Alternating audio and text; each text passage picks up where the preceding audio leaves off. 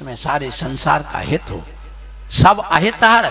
घर में अहित ना हो जाए, लड़ाई झगड़ा ना हो जाए, अशांति ना हो जाए, तोड़ फोड़ ना हो जाए, दिलों में दरार ना पड़ जाए, इसलिए अहित हर श्रुति सुखद, इन कानों को प्रिय लगने वाला हो।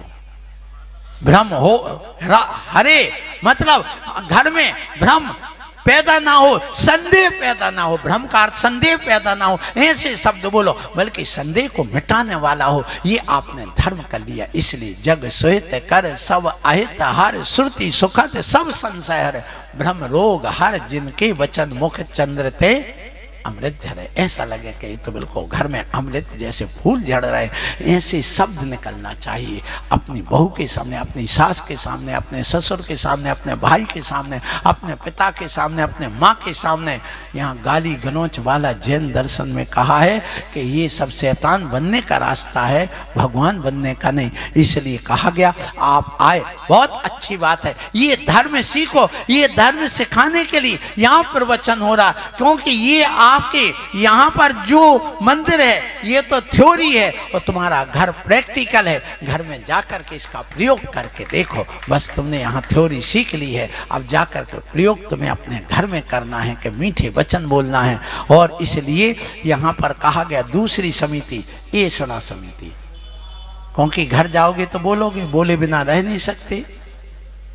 खास कर तो आप लोग बुरा मत मानना, लेकिन लोगों की धारणा है, मेरी धारणा नहीं, मेरी धारणा में तो महिला बहुत अच्छी होती है, देवी होती है। अभी सुबह भी कहा, आज अभी भी कह रहा हूं। और इसके बावजूद भी क्या है कि एक बच्चे से पूछा कि बेटा जाओ दादी को देखाओ कैसी है। बोले वो बोल ही नहीं रही, हिलडुल नहीं रही। तो सब घर के गए और देखा, अरे वो तो मर गई। तो बच्चा पूछता है कि माँ ये बताओ, ये माँ मर गई ये कैसे पता चला? बोले बेटा तुम्हें पता नहीं, महिला कभी चुप नहीं बैठती है, ये मौन हो गई मतलब।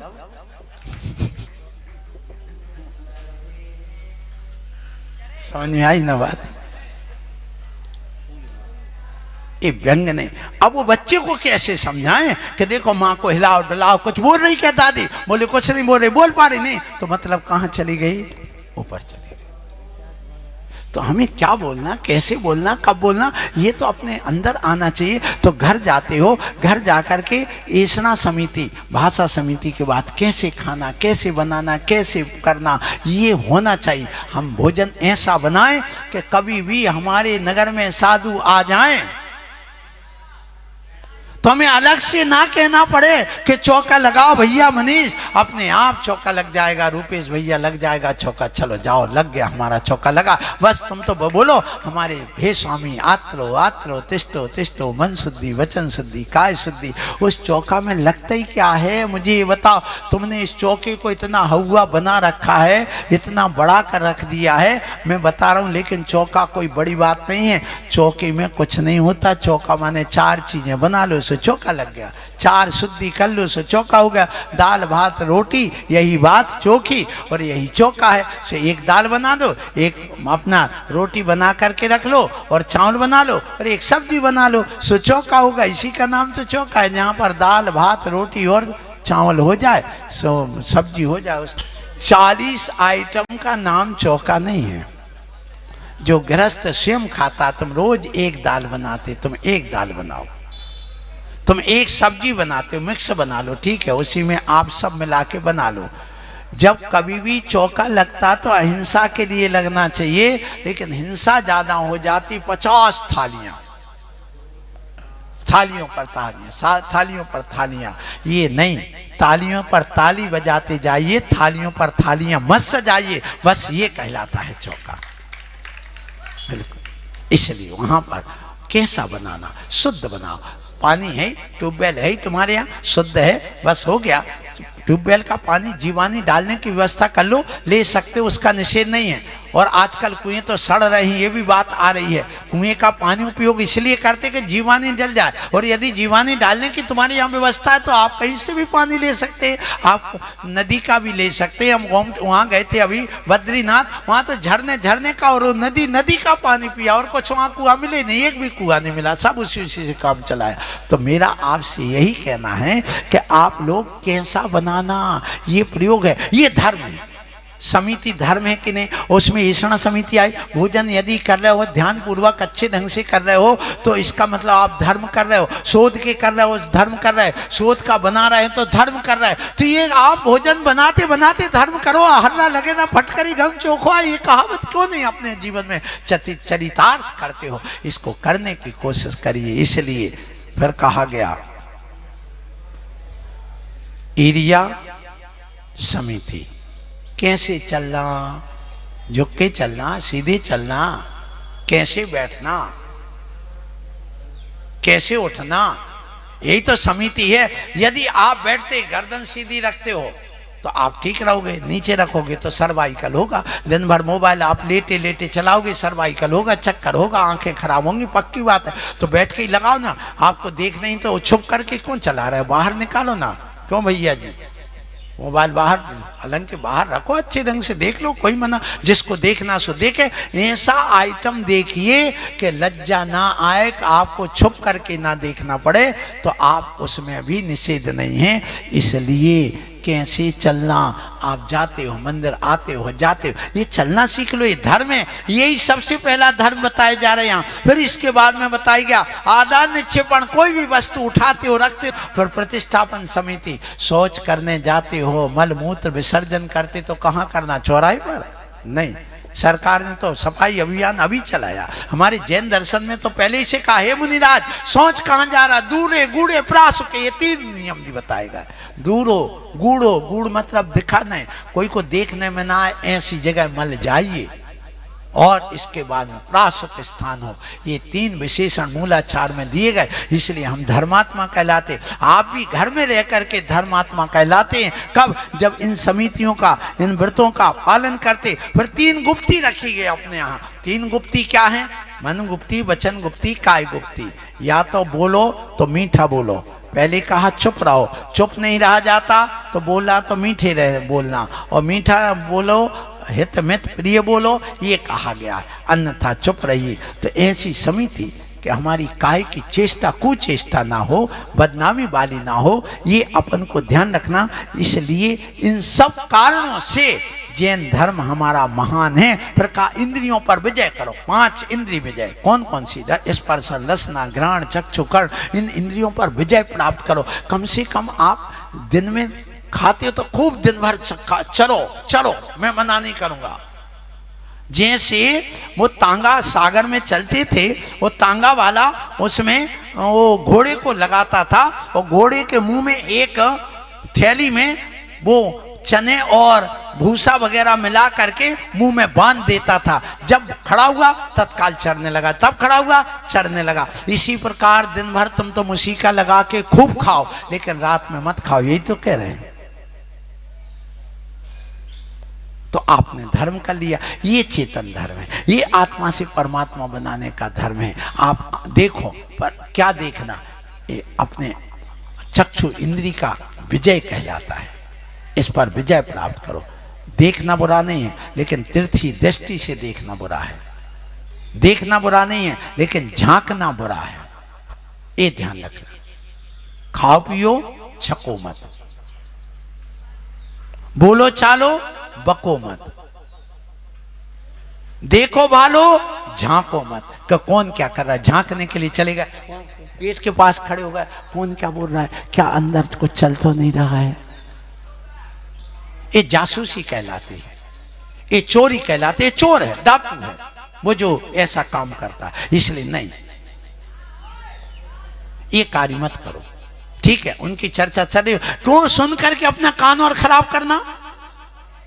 आप आचार्य विद्यासागर जी बनिए, आचार्य अभिनंदन सागर जी बनिए, आचार्य विपुल सागर जी बनिए, कभी दूसरों की बात सुनते ही नहीं थे। बाढ़ में जाओ, हमें नहीं सुनना, कोई शिकायत लेकर के आ जाओ, उसको साथ में लेके आओ, तब बात सुनूंगा, नहीं तो तुम अभी कुछ कहोगे वो कुछ कहे, सामने करो, सामने में दोनों को निपटाए जाओ, तुम अपना काम करो। तो ये चुगलखोरी कौन? चुगलखोर चुगली करे, घर घर जूता खाए। तो चुगलखोरी का काम क्यों करते? ये धर्म है क्या? बिल्कुल भी नहीं है। इसलिए आज यहाँ पर ये धर्म की, व्यवहारिक धर्म की, वो धर्म जो हमारी निश्चय को देने वाला है, आत्मा को परमात्मा बनाने वाला है, ऐसे धर्म को आपने आज समझा है। और इस धर्म में जब ये सब प्रकट हो जाता है तो वहाँ सम्यक दृष्टि यही क्रिया करता है, सम्यक दृष्टि की यही क्रिया होती है। लेकिन सम्यक दृष्टि बनने के लिए पहले आपके लिए पंच लब्धियों का पालन करना होता, प्राप्त करना होता है। यहाँ पर मैं वो 5 लब्धि की बात करूँगा। मैंने काल लब्धि की बात कही थी। काल लब्धि 3 प्रकार की। एक संसार स्थिति की अपेक्षा, जब संसार अनंत पुद्गल परावर्तन में घट करके अर्ध पुद्गल परावर्तन काल रह जाता है, तब सम्यक दर्शन होता है, उसका नाम संसार स्थिति की अपेक्षा काल लब्धि। फिर इसके बाद में कहा था कर्म स्थिति की अपेक्षा, जो 70 कोड़ा कोड़ी सागर तक के कर्म बंधे थे, उनकी कर्म की स्थिति घट करके अंता कोड़ा कोड़ी रह जाए, वो कर्म स्थिति की अपेक्षा के काल लब्धि है। फिर भाव स्थिति की अपेक्षा कि जब इस जीव को निगोद आदि से निकल करके संगी पंचेंद्री पना मिल जाए, जब उसके लिए उस निगोद से निकल करके भव्यत्व पना है, ये भाव स्थिति की अपेक्षा। अभव्य तो नहीं, उसको सम्यक दर्शन नहीं होगा, भले काल लब्धि आ जाए, अर्ध पुद्गल परावर्तन काल आ जाए, उसके कर्म स्थिति भी पूरी हो जाए, लेकिन यदि भाव स्थिति की अपेक्षा काल लब्धि नहीं आई, अर्थात वो भव्य नहीं है, संगी पंचेंद्री नहीं है, जागृत नहीं है, 8 वर्ष अंतर्मुहूर्त का मनुष्य नहीं हुआ, तो उसकी अभी काल लब्धि नहीं आई है। इसलिए वह 3 प्रकार की काल लब्धि कल कही थी। आज मैं कहना चाहूँ तो पंच लब्धि में क्षयोपशम लब्धि। क्षयोपशम लब्धि क्या कहलाती है पहली सुन लो। जो हमारी आत्मा में कर्म बंधे हैं, ध्यान से सुनना, बहुत काम की चीज है ये, स्वाध्याय प्रेमियों के लिए विशेष रूप से, और आप सब स्वाध्याय प्रेमी हैं। क्या कहलाती है क्षयोपशम लब्धि? जो पूर्व में हमारे कर्म बंधे हैं, वे पुण्य रूप भी हैं और पाप रूप भी, दोनों प्रकार के हैं, दोनों प्रकार के। तो जो पाप कर्म हैं, ज्ञानावर्णी, दर्शनावर्णी, अंतराय, मोहिनी, ये सब पाप कर्म है। पाप कर्म 100 प्रकार के हैं और पुण्य कर्म 68 प्रकार के। तो बड़ा परिवार किसका है? पाप का। पुण्य का परिवार छोटा है, ध्यान रखना।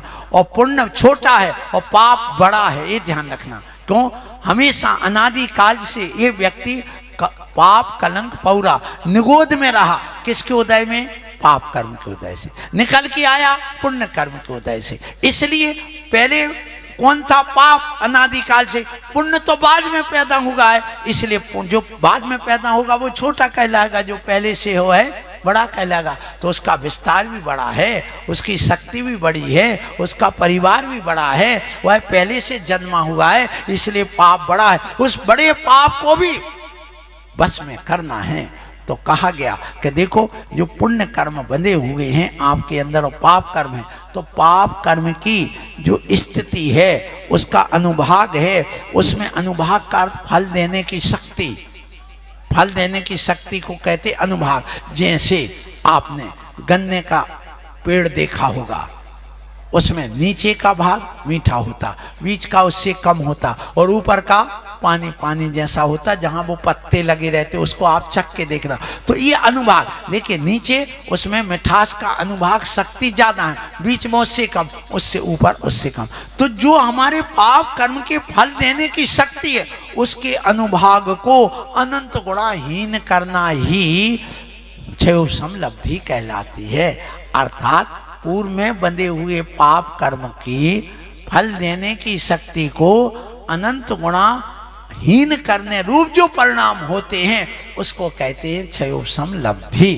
ऐसे परिणाम। बैठे बैठे मंदिर में आए, पूजा करने लगे, देखा महाराज का प्रवचन सुना तो अपने जो पाप कर्म की शक्ति कम हो जाती। जैसे अभी आप लोग यहाँ बैठे हैं, अभी घर जाओगे और वहाँ देखोगे, खाओगे, पियोगे, दूसरों को देखोगे तो वहाँ गुस्सा आ जाएगी, लेकिन अभी वो अनुवाक शक्ति कम हो गई उस पाप कर्म की, फल देने की शक्ति। यदि कोई तुम्हें धक्का भी दे देगा तो गुस्सा नहीं आएगा, और तुम शादी में होगे और धक्का दे दे तो हाथापाई कर दोगे। तो यहाँ अनुवाक शक्ति कम है, वहाँ अनुवाक शक्ति ज्यादा है, कसाय रूप। तो उस पाप कर्म की शक्ति के अनुभाग को कम करना, ये कहलाती है क्षयोषम लब्धि। फिर आता है विशुद्धि लब्धि। जब पाप कर्म की शक्ति कम हो गई अनुभाग फल लेने की, और अब विशुद्धि लब्धि में साता आदि पुण्य कर्म की जो बंद योग प्रकृति है, जब पुण्य कर्म का बंध तीव्र होने लग जाए, ऐसे परिणाम की प्राप्ति होना। कई लोग कहते हैं अरे पुण्य तो संसार का कारण है, पुण्य संसार का कारण है। यहाँ भगवान कह रहे हैं, ये महावीर स्वामी जी, कि जब तक तुम्हारे पुण्य कर्म रूप आश्रव के परिणाम नहीं होंगे तब तक तुम्हें सम्यक दर्शन नहीं होगा, तब तक तुम्हें विशुद्धि लब्धि नहीं होगी। तो पहले क्या किया, पाप कर्म की शक्ति को कम कर दिया, फिर पुण्य कर्म की शक्ति को बढ़ाना, ये क्या कहलाती, विशुद्धि लब्धि। ऐसे परिणामों की प्राप्ति करना। महाराज आप धन्य हैं, आज हमारे यहाँ महाराज आ गए, भगवान आप धन्य, मुझे सद्मार्ग मिल गया, मेरा जीवन अच्छा हो गया। इससे आपके पुण्य का आश्रय हो रहा, आपको शुभ राग हो रहा, इस राग से आपको जो पुण्य कर्म की प्रकृति की योग जो परिणाम हो रहा है, इसलिए खूब भक्ति करो, दिल से भक्ति करो, खूब त्याग करो, जिससे तुम्हारे पुण्य कर्म का आश्रय होकर के विशुद्धि लब्धि और मजबूत हो जाए।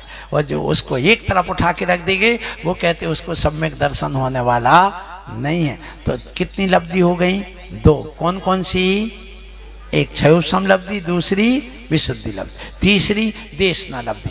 जब सुन लो पुण्य कर्म आपका उदय में आ गया, पुण्य कर्म अधिक आ गया, पाप कर्म दब गया, तो आपको प्रवचन अच्छे लगने लगेंगे, सुनने की इच्छा हो जाएगी, पूजा करने की इच्छा हो जाएगी। तो जब व्यक्ति के अंदर 7 तत्व आदि पदार्थों के गुरुओं के उपदेश सुनने रूप, ग्रहण करने रूप, विचार करने युक्त परिणाम हो जाए, तो उसका नाम क्या है, उसका नाम है देशना लब्धि।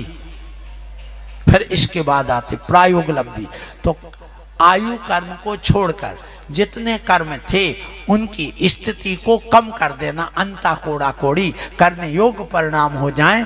जैसे वहां पर संसार स्थिति की अपेक्षा अपन ने समझा था, कर्म स्थिति की अपेक्षा समझा था, वही प्रायोग लब्धि कहलाती है। फिर इसके बाद में आती कर्ण लब्धि, अंतिम लब्धि। कर्ण लब्धि का अर्थ होता ऐसे परिणाम हो जाएं जहां सम्यक दर्शन नियम से हो जाए, उसी का नाम क्या है, कर्ण लब्धि। अंदर श्रद्धा बन जाए, नहीं महाराज जो कह रहे एकदम सही कह रहा है, हमारे गुरु कह रहे एकदम सही कह रहा है, शास्त्र में लिखा बिल्कुल सही कहा, बस अब मैं ऐसा कार्य नहीं करूंगा और मैं अब नियम से अपने इस आत्म तत्व को प्राप्त करूंगा, अपने परिणामों को सुधारूंगा। ऐसा जब अंदर से ग्रहण हो जाए परिणामों का, उसी का नाम क्या है, कर्ण लब्धि है। ऐसी कितनी लब्धि होती हैं, 5 लब्धि। थोड़ी कठिन लगा होगा, लेकिन इसको बार बार अभ्यास करने से आ जाएगा। मैंने बहुत सरल भाषा में समझाने का प्रयास किया कि तुम्हारी भाषा में ये तुम्हारे लिए समझ में आ जाए। समय अपना हो गया है, यहीं पर वाणी को विराम देते हैं। आप सबके लिए बहुत बहुत आशीर्वाद।